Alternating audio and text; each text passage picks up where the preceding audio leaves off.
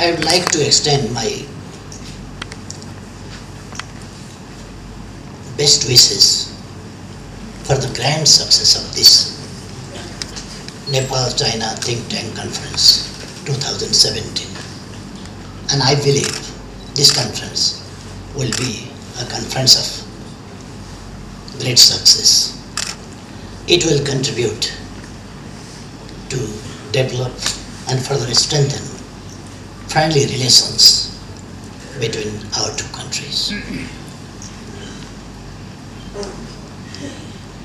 I appreciate the Chinese leadership, Chinese government and Chinese people,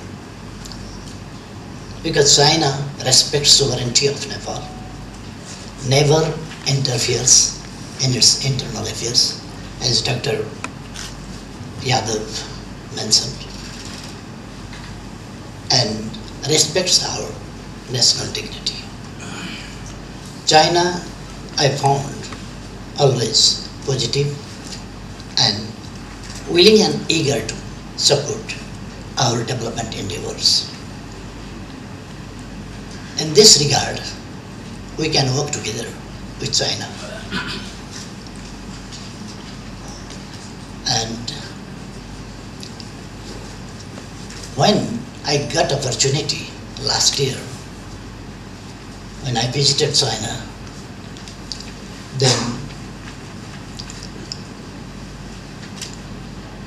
we signed some very important agreements which contributed to develop Nepal-China relationship in a new height. Among those, like transit and transport agreement,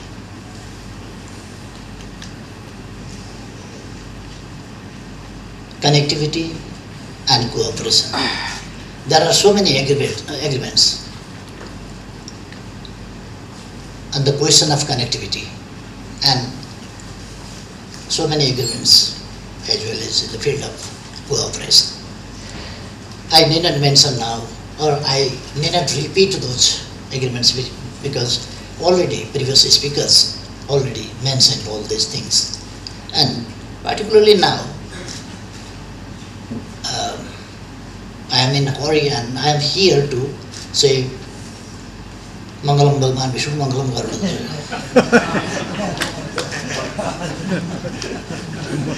Now perhaps your translator cannot translate.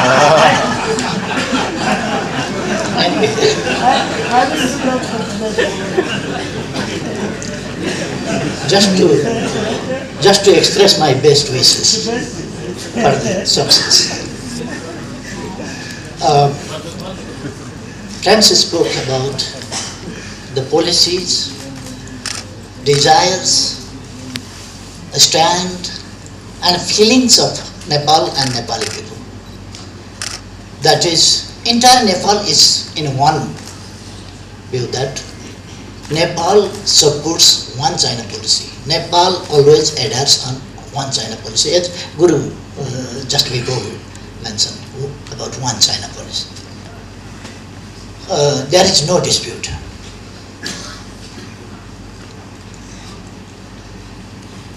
Sometimes, maybe because of carelessness or like this, a little bit confusion can arise, but there is no reason or there shouldn't be any type of confusion that Nepal always is clearly in favor of one China. This is not one party's, one government's policy, but this is Nepali policy, one China policy. Against or which activities do not match with this policy, Nepal do not allow, do not tolerate. That is, Nepal doesn't allow any kind of activities against China and doesn't allow any kind of activity or use Nepalese soil.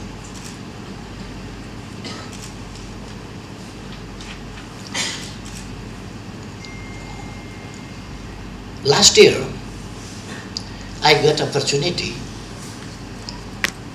to visit universities, to have talks in high levels with the Excellency President, Prime Minister, and I got opportunity to deliver speeches in the universities, like for many universities, Chua University, Xi'an University, like this. And also, I got opportunity to take part in Boao Conference and Shanghai Cooperation Forum. And during my entire visit, the feeling of Chinese people, Chinese government, everywhere, very friendly to Nepal and willingness to support Nepal in our development endeavors, to construct our infrastructure for infrastructure development, etc. And I have not only confidence, but experiences of long time that Nepal and China are two all-weather, real, trustworthy friends and will always remain. We can work together and we can use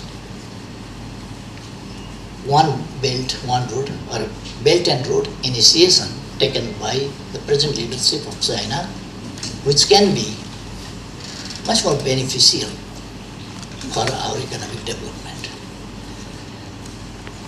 Simply, sometime like fashion, we talk about economic development, economic diplomacy, economic our paradigm shift towards economic development, etc.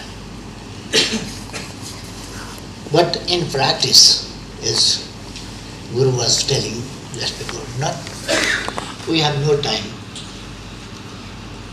just to waste on talking our talks.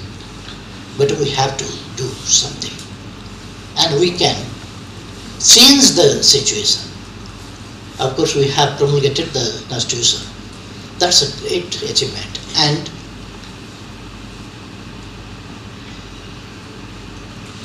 of course, there are problems, there are complications, but within the time or within January 22nd of 2018, before that, we will hold the election of the House of Representatives at least, which will save the country from falling into the situation of crisis, constitutional crisis and political crisis. We'll do that. We are in the process of implementing the Constitution, process of developing this friendly relations and cooperation between our two countries. I am not talking about the relation, theoretical relation or political relation, but also to develop economic and the relationship in the field of cooperation gradually.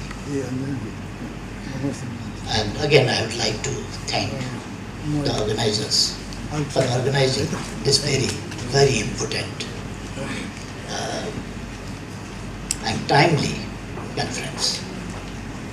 And in Kathmandu particularly, and I would like to again welcome you.